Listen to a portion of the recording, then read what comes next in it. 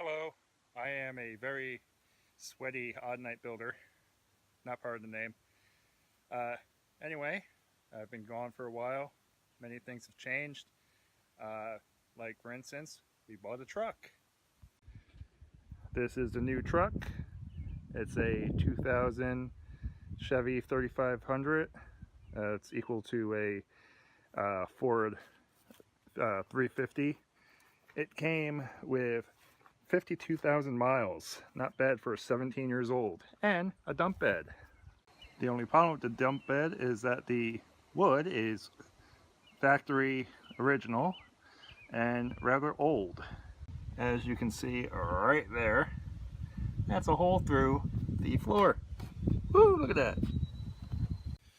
So I went out and I bought brand new 2x8s, and the bed itself is like 8'6", which kind of stinks because you can't find a 9-foot board anywhere because they're always sold in 2-foot increments. Usually, Home Depot screwed me over.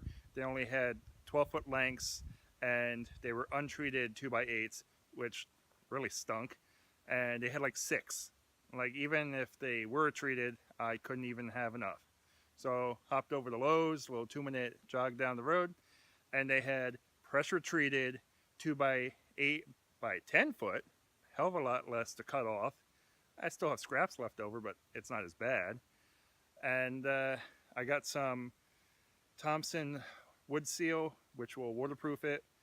And I have the trailer deck screws coming in the mail. They should be here by Monday because Tuesday is July 4th, and I guess they don't want to deliver on a holiday, something weird about that. So I asked the company who actually makes this flatbed, why 8'6"? And they said with the extra 6 inches all around it, it makes it a 9-foot bed. I mean, I'll give it to them. It's kind of smart, but at the same time, really annoying. I could have just bought 8-foot pieces and not had to cut off anything. But what are you going to do? I mean, yeah, I need a bed. Now that I've taken all the new wood out, you can see the old wood here. And it's just got regular trailer deck screws. Better shot here. It's a little star head on these. There's 2 per board, and you can see that probably at one time this was treated. Not anymore. That board's popping up, and it looks like it's completely come off the screws. And it looks like they tried to patch it. This truck lived its life as a hauler of mulch most of the time, and it had 7 cubic feet at its max. It's pretty cool. So here's the new board on the old board. I have the other side lined up, and you can see it's just a bit bigger. That is from age and moisture. So the lumber that I went with, not like I had much of a choice, was the number 2 lumber, meaning that it's second picks. So there's going to be knots like this that are somewhat present. Then they're going to have some really big knots like that. Stuff like that you cut around, and any of the checks or holes or anything like that, you flip to the underside so that it's not on the top side where it's going to fill up with crud and water and expand in the winter when ice starts forming in there. You know, this way on the underside, it won't be exposed. It's going to be covered in a waterproofing anyway. So to make life easier, I'm taking the cut piece and just sizing up the end that I want to get rid of. Like this hunk of crap right here fits within. So I'm going to cut here, and I'm going to place it so that the cut piece is going to be hanging out, and you can just run the line that way and cut it off. And it's raining. Yay! Should I worry when the lumber is looking back at me? It's kind of sinister looking, no? Just a bit of an idea of what it will look like. And here you can see that nice 6-inch gap I was talking about. That makes it a 9-foot bed. But yeah, I'm going to quit now because of the rain. I sanded off all the cut edges here, getting all those little splinters off. And I also sanded the cut itself, making it nice and smooth. And I just swept it with my rat tail, make sure all the dust is off. I'm going to be doing this in half each time. So I've sanded this, it's going to get stained, and then I'll finish these off, and then I'll do the other half. Mostly because I have the time. I have to wait till Monday for the screws to show up. It'll probably be around noon. And what else am I going to do? It's Sunday. Kids aren't here. I got time. I've applied one nice heavy coat of the water seal, which went on like spoiled milk. It's really nasty smelling too. But it says let this dry for a day. Joy. Just to show you how well this Thompson water seal works, the water hasn't even absorbed into the wood. It's pulled up on top of it instead. That's pretty cool. And this is the underside. Alright, so now that I took off the other boards from drying, that concludes the arts and crafts part, and now we get to destroy. But and taking these screws out, yeah, that looks like it's going to be fun. This thing's supposed to be like 2.5 inches long. That means I have to pull it out. Yay. Alright, let's see how hard this is going to be. Oh, that's secure.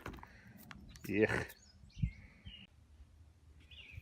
So, this hopefully should rip out around the screws. Crap. This means I have to drill new holes. Not looking forward to that one. So it finally started to get hard to pull these up. So I cut a nice line.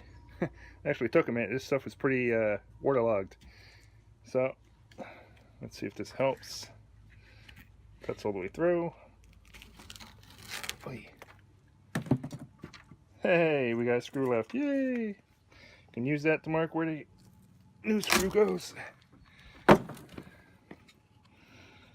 I should get a crowbar. So this is the idea when you don't give a gap to wood. When it expands, the whole thing moves as one. It's a good thing if you're moving dirt or dust. Well, dust-laden material. Alright. So it's all taken out now. I'm going to take my needler and try to get rid of all this crap on here. Try to get rid of some of these screws, like that one. And then I'm going to use some kind of a rust inhibitor, and then probably Rust-Oleum or something. I don't really care about the color. It's on the underside. Why the hell should I care? They also make a underbody paint that could probably use. Probably buy that instead of just regular Rust-Oleum. This is pretty rough.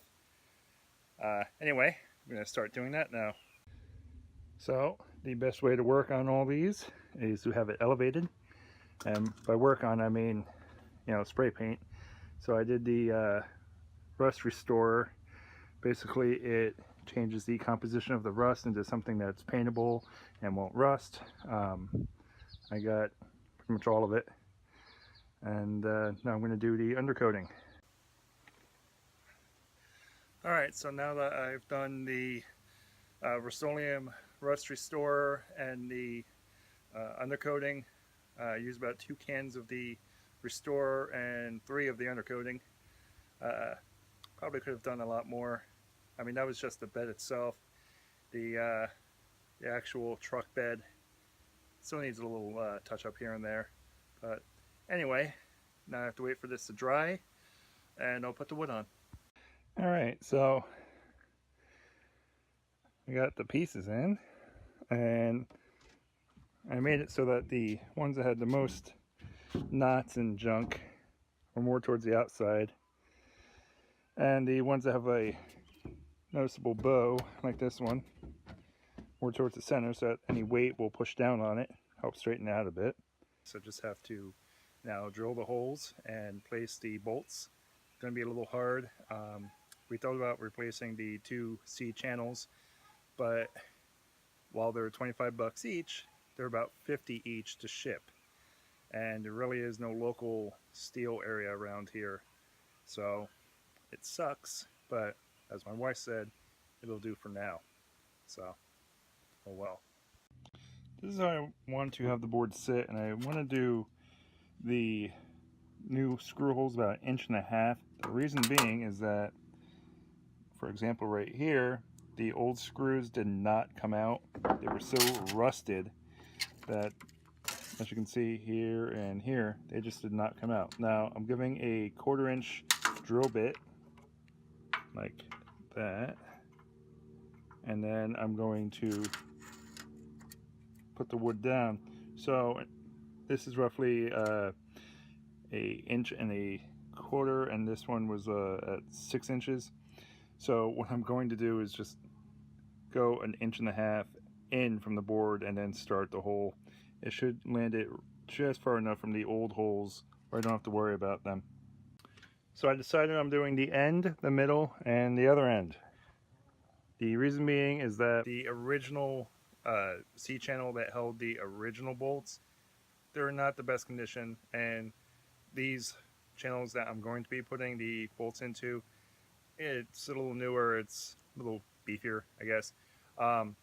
Side note, when you put these down, clamp the board down first, drill the hole, and then just kind of like tap the metal as you're going, once you're past the wood. Do all the holes, and then take off the wood, and then drill the holes. I recommend using some kind of a lube oil to keep the bit cool. It seems to help a bit. I am using a 7/32 drill bit to make the hole. These are 1/4 inch screws. So when it goes in, it actually deforms the thread. When it goes in, it's nasty looking. They're not really meant to come back out. One other note is that these things, once you get them in, if they hit a hard spot, they don't like moving any further. Let me show you. So this one right here, I have to take out now and put back in, because once it hits that hard spot, it starts to round out the actual piece, and that's not good. That's one piece. I started, like I said, with the 1/4 inch drill bit on either side here. I'm going to use, I did say I was going to use a penny, and the penny was too thin, so I'm using these old wire ties from a fence that I had. It's about the thickness of 2 pennies. I actually laid it all out, and I ended up having a 1/4 inch drill bit and this left, so the passenger side is going to have just a bigger gap. Whatever, it's going to expand as time goes on, and if I'm really worried about it, I'll put that on a tarp. But the next update will be when I have the whole thing done, because this will take a while. Alright, so it's done. It took me a long time, mostly because of rain and just lack of time, really. But it is done. So here's a few tips when you're doing this. When you make the hole, remember to stick with the exact size that the instructions say. Like I said earlier, I used a bit that was slightly smaller than the screw. The reason being is that you're going to be actually rounding off the ends of the screw itself so that it stays in place. It also means that if it really grabs on tight, you're gonna shear off the head. These are not very strong. I had about 6 that are bad. Actually, 7 little screw heads that came off, because when you're going down, right off. It's always like the last little bit too when you're just getting into the wood. Doesn't mean it's going to pop up, maybe, but it should stay. So when you're drilling these holes, the way I had to do it is I had to drill through the wood and then push to start drilling into the metal. And then once I did that for all the screw holes, I took off the wood and then continued drilling the hole. The reason I did that is that the metal really chews through the sharpness of the bits. So once I had done that, I put the wood back, and then I used nails to place all the holes, and then put clamps on to make sure it didn't move. And then I used the hammer setting on my cordless drill, and I just went down on each bolt, and I tried to sink it into the wood. Like I said, some of them sheared off. Now, because these are number 2, they were not straight. Some were had a little bend to them. Some had a cup. Um, it was not the best. If you can find number 1 prime wood, go for it, seriously, and make sure that it's pressure treated, or else you're going to end up with problems like I did. Now, I actually have more towards like the 4th one from the left. It actually cups up like that. It's I would need like a longer screw or maybe even a bolt to like pull it down. It only kind of relaxed when it got really, really wet. Um, they all did. That's because that the moisture expands it just a bit, because I did not seal the sides. So just keep that in mind, that that is an option. But if you do that, the wood's not going to be the same exact size, so that when it dries and you have a screw in its place, it's going to shrink and it's going to put extra strain on those bolts. Don't do that. Anyway, so that was the very long, well, for me anyway, for you it's, a couple minutes out of your life, of me redoing the bed on the truck. Until next night, or hot freaking day, I am the Oddnight Builder. If you like my videos, please subscribe, and have a good day.